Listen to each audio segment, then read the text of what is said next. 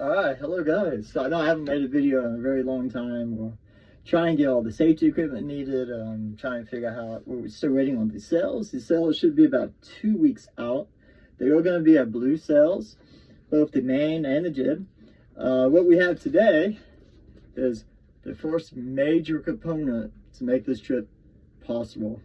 This is an emergency e-burb that sets up inside the boat. If it gets submerged in water, it sets off a distress beacon that lasts about 24 hours, and hopefully I could be rescued before the worst comes to worst.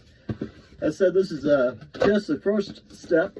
This is about $650 safety tool that one should leave with if you're going into the ocean. Probably not needed if you're in the bay. You're usually close enough to help that it won't be that big of a deal. But for this particular thing, this is it. Emergency e-burb. I know they showed it backwards on your screen, but this is a global fix. This is an e-burb with return link service, manual release bracket, emergency position indicating, radio beacon, mobile connected app rating. So this device here, in the worst case scenario, this is going to be one of those devices that could save my life. So you should always buy safety equipment, brand new. Bought this from Rescue Marine. So I don't know much about these things yet, so we're going to be learning as we go, obviously. Should be fairly exciting. There we go, we're getting into it, guys. I think I have to register it and everything like that. Also have a PLB coming as well. That's a personal location beacon, and that thing's a little tiny thing that goes inside my life jacket. So if I fall overboard, I can activate that, or I think it activates it if it gets wet. Also, that battery life lasts 24 hours to send my position to the Coast Guard and ED ships or vessels nearby. I also believe they can also be set up to alert family and emergency contacts as well.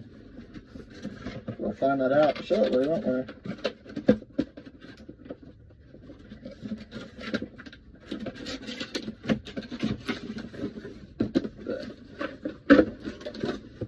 This feels like the first major piece of the puzzle. So there you go. That's an emergency e-burb. I will put in the description the link to this one. I got this one because it comes with a bracket as well. That way we'll be able to install it probably somewhere on the sailboat. I'm not sure exactly where I'm going to put it yet, but we'll figure it out. It's probably going to be on this back wall back or just right there, just ready to go. It's okay to have this one inside the boat because I will have one on my life jacket as well, so that's pretty exciting.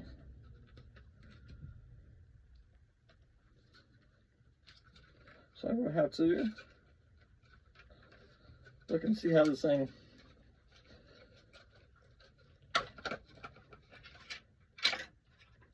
and there you go, emergency beacon.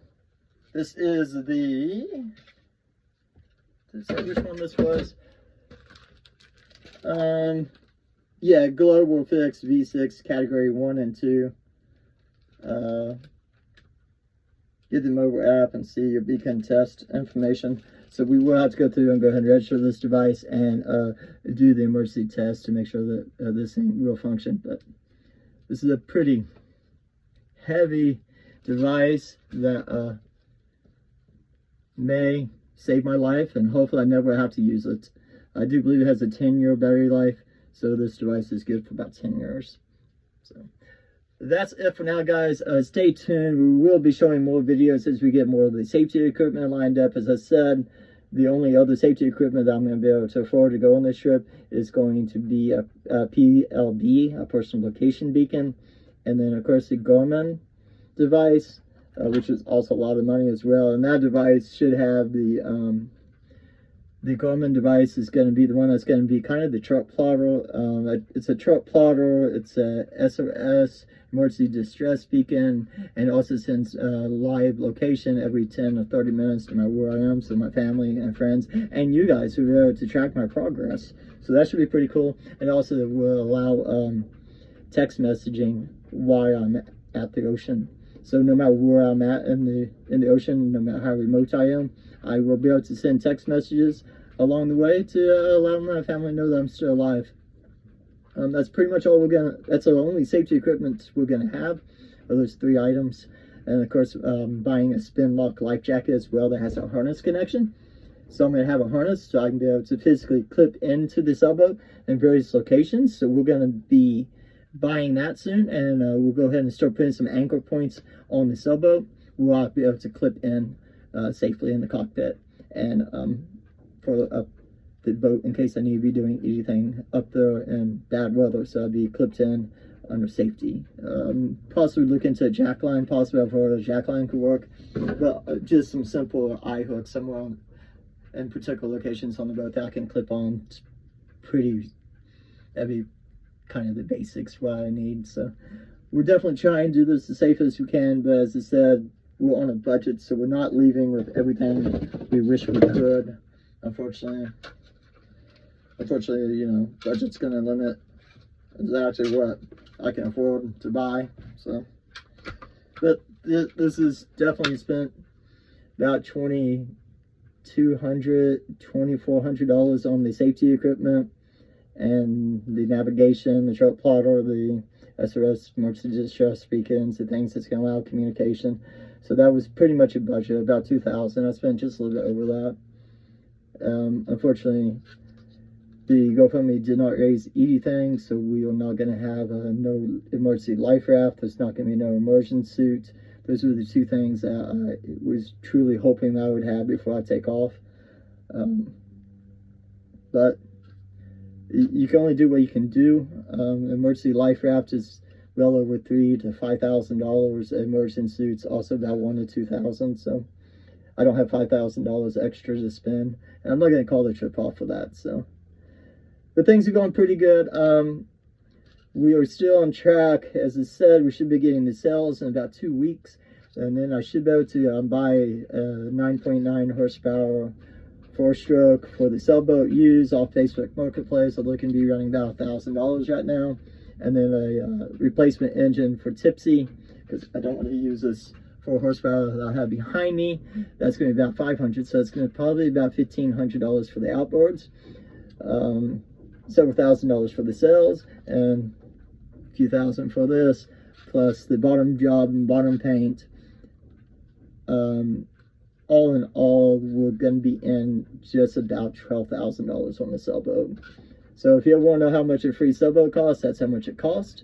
To keep in mind, you're going to also want anchors, chains, lines, various other equipments, and various other pieces that could run you another $2,000 to $10,000. So just keep in mind, boating is not cheap. It's not for the low budget. This is a very expensive journey I'm on, so I'm blessed to be able to do it. I've been working about 60 hours a week doing DoorDash. I'm going to continue doing so, and hopefully I'll be bringing more videos close. I thank you guys for being patient. I know I haven't been uploading. Nothing exciting has been happening. As I said, I get up every morning, I go DoorDash from sun up to sundown, or a little bit beyond that, and try to keep making money to pay for this journey. So, well, I'm hoping to hit Sausalito, Richardson Bay again sometime in March, and then I should be able to get a 3-month visa again right there by Alcatraz, anchoring out. So I'm going to be in an area where I'm going to be able to earn more money